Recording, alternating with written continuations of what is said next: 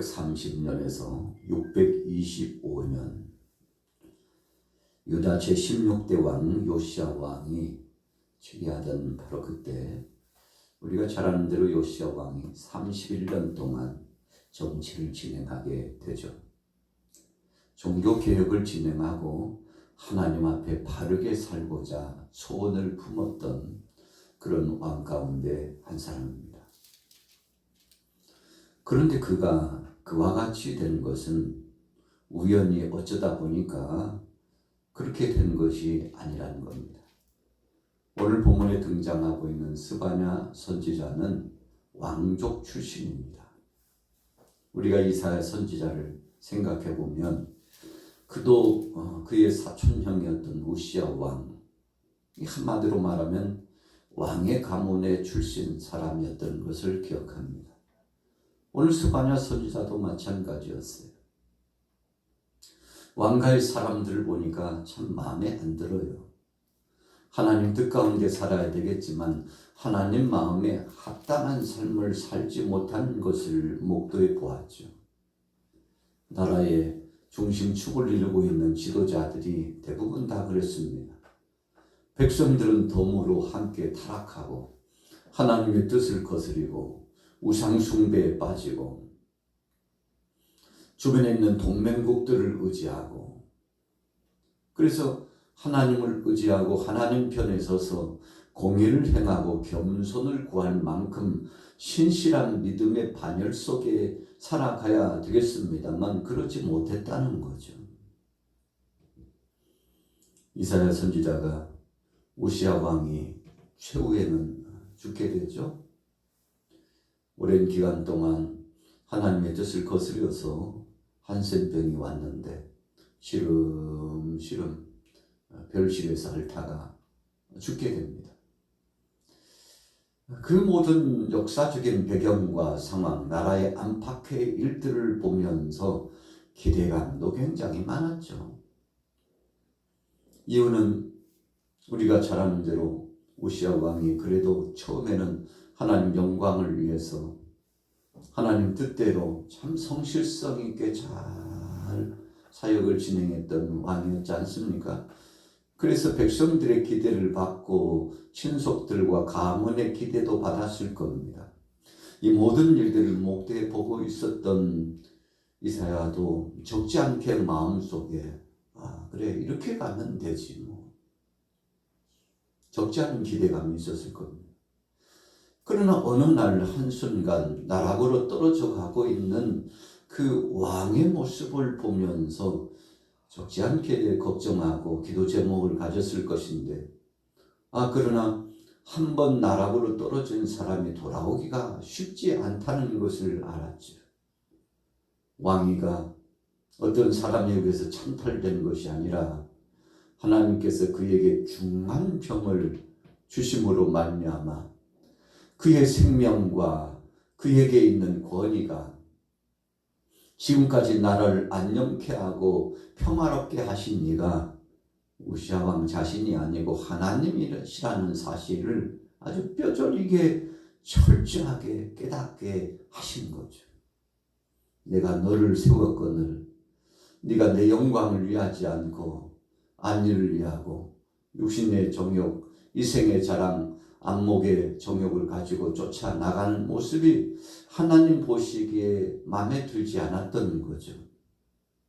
그래서 본보기적인 징치하심이 바로 우시야 왕에게 내려졌는데, 그러나 우리가 성경을 보면 그런 죽을 때까지 회개했다는 말이 없고 하나님 앞에 금식하며 배에 옷을 입고 제에 앉아서 철저하게 적어도 히스기야 왕처럼 그런 모습을 보일 만도 한데 그러지 못했죠. 왜 그렇지 못했을까요? 마음이 강팍해졌기 때문에 그런 겁니다. 여러분, 우리가 일상에서 살아가다 보면 사람들과의 관계를 많이 접하게 됩니다만 어떤 사람은 정말 돌덩이처럼 강팍하고 아주 냉혈인간처럼 그렇게 살아가는 사람들이 있잖아요. 주위의 권면도 소용없습니다. 아이만 하면 깨달을 만한데 깨닫지 못해요. 그래서 자기 고집을 부리면서 억척스럽게 인간적인 생각을 가지고 계속 살아가는 것을 보면 어떻던가요? 아유, 큰일 났다. 아니, 저 사람만 모르나. 누구든지 다른 사람들은 접근해서 보면 걱정하고 그리고 기도 제목을 갖고 그러지 않기를 바라는데 왜 그러는지 모르겠어. 왜 그런지 모르겠어. 좀 돌아왔으면 좋겠다. 회복되었으면 좋겠다. 이제 제자리를 좀 찾았으면 좋겠다. 과거의 그 환상과 기대감을 저버리지 않았으면 좋겠다 하고 발을 동동 구르면서 여러분 주위 사람들이 더 잘 알죠. 그래서 우리가 바둑이나 장기를 두다 보면은요, 당사자들은 잘 보이지 않는데 오른편에 한 사람, 왼편에 한 사람 앉아가지고 혼수를 두는데 혼수 두는 사람이 어떤 때는 믿기까지 하거든요. 내가 못 보는 걸 왜 저 사람은 보지? 한마디의 혼수가 승패를 가르는 아주 중요한 전환점이 될 수 있는 경우가 꽤 많거든요. 여러분 그렇습니다. 내가 못 보는 것을 주위 사람들은 보고 우리가 보지 못하는 것을 전능하신 하나님은 감찰하시고 우리를 향하여서 계속 신호를 보내면서 내 아들아 내 딸아 이리로 돌아오라. 오늘 유다 백성들을 향해서 하나님 말씀하셨던 거죠. 스바냐 선지자를 세워가지고 그 왕가의 출신의 이 선지자 스바냐 선지자가 오니까 내가 할 말은 좀 해야 되겠다.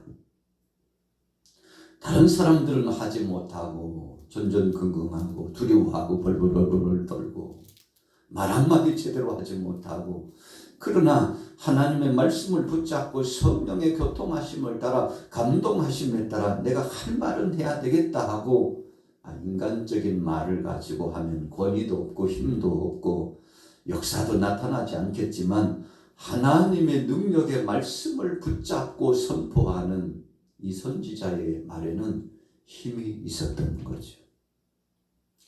여러분 그래서 종교개혁이 진행되기 전 나라가 새로워지기 전에 이 한 사람의 몫이 굉장히 중요하구나 라는 것을 생각해 보게 되는 거 아니겠습니까?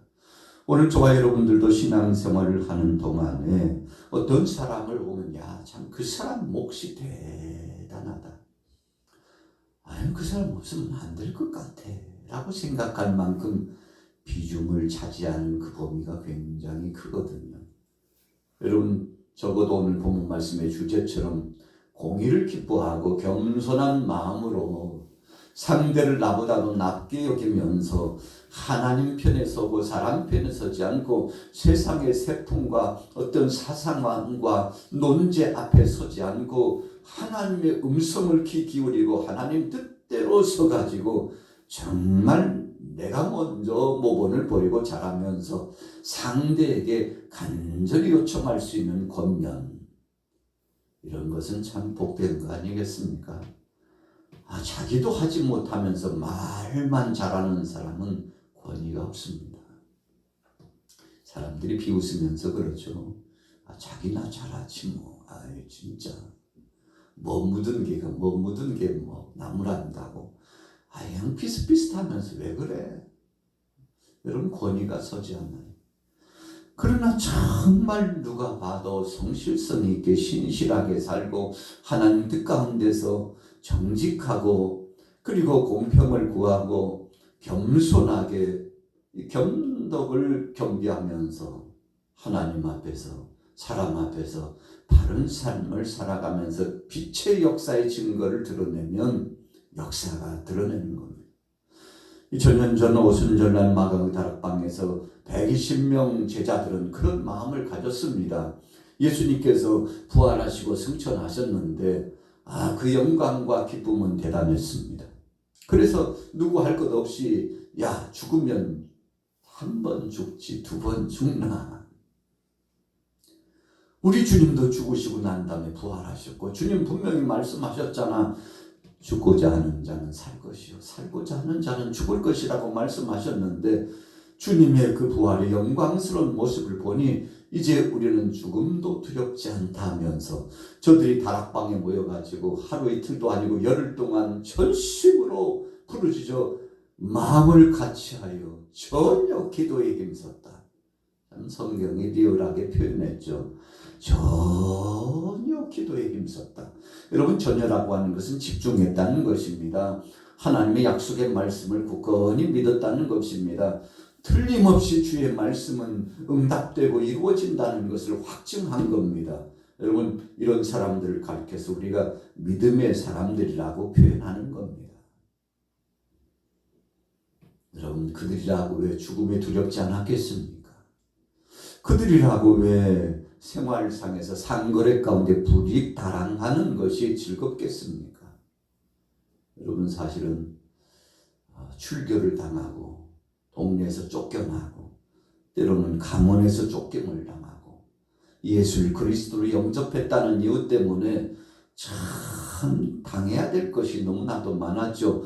그럼에도 불구하고 감사하고 찬송하면서 함께 어우러져 가지고 생명의 복음을 증거하기 위해서 하나같이 마음을 같이 했는데 성령께서 그들과 함께 하셨어요. 일곱째 날까지도 아무런 역사가 없어서 여덟째 날도 아홉째 날도, 그런데 10일째 되는 날, 그날이 어떤 날인가요? 오순절이었어요. 의미 있는 날이었습니다.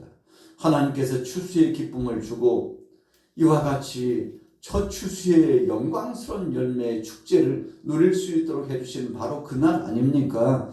그래서 삶의 무대의 열매, 영육간의 열매, 하나님 앞에서 열매, 유다 나라가요 발칵 뒤집어질 만큼 대변혁이 나타날 수 있는 열매가 다른 사람이 아니고 믿음의 용장 120명 때문에 출발되었다는 것입니다. 오늘 스바냐는 생각해 보았습니다. 이 나라가 이렇게 가서는 안 되겠는데. 여러분, 그래서 이제 나라가 새로운 정책을 가지고서 아수를 향하여서 손을 잡는 정책이 아니라 이제 아수를 떠나서 하나님을 의지하고 하나님 뜻대로 살고자 하는 소원을 품었죠. 이 당시 역사적인 배경을 보면 신바벨론의 세력이 일어나는 바로 그런 시즌입니다. 그리고 유다는요 점점 기울어져 가는 나라예요. 아수르도 마찬가지입니다. 애국도 마찬가지예요. 갈대아 사람 변방에 힘도 없던 나라를 하나님께서 용성케 하고 부흥케 하고 일으키시는데 선지자들이 봐도 깜짝 놀랄 만큼 아니 어떻게 변방에 이 나라가 이렇게 힘과 세력을 가졌을까? 여러분, 그 나라에 어떤 사람이 잘해서가 아닙니다. 하나님이 갈대아 사람을 일으켰어요. 어찌 보면 우상 숭배를 하고 하나님의 뜻을 거스리는 하나님의 심판받아 마땅한 나라죠. 그런 지도자예요. 참 못된 지도자입니다. 그럼에도 불구하고 하나님께서 바로 그 시대에 유다를 깨우치기 위해서, 애굽을 깨우치고 아수르를 깨우치기 위해서, 모압을 깨우치기 위해서 신바벨론의 세력을 왕성케 하셨는데, 여러분, 그래서 하나님이 쓰시고자 하면요 그 누구를 막론하고 그를 들어 쓰시고자 하면, 그를 통해서 영광 받고자 하면 힘을 실어주시고, 하나님께서 영광을 받고자 하셔서 이 모양 저 모양 역사하시고 섭리하신다는 거죠. 오늘 본문의 말씀을 보면서 저와 여러분들이 그런 영광을 체험하길 원합니다. 여러분, 어떤 수나 분량이 문제가 아니에요. 시대가 문제가 아니에요. 조건이 문제가 아니에요. 중요한 것은 내가 정말 나 한 사람이 하나님 앞에서 겸비한 믿음을 가지고 있나, 이것이 아주 중요한 것입니다. 자, 본문으로 넘어가 볼까요? 스바냐 2장 3절, 우리 3절 같이 한번 읽어보겠습니다. 시작. 여호와의 규례를 지키는 세상의 모든 겸손한 자들아, 너희는 여호와를 찾으며 공의와 겸손을 구하라. 너희가 혹시 여호와의 분노의 날에 숨김을 얻으리라.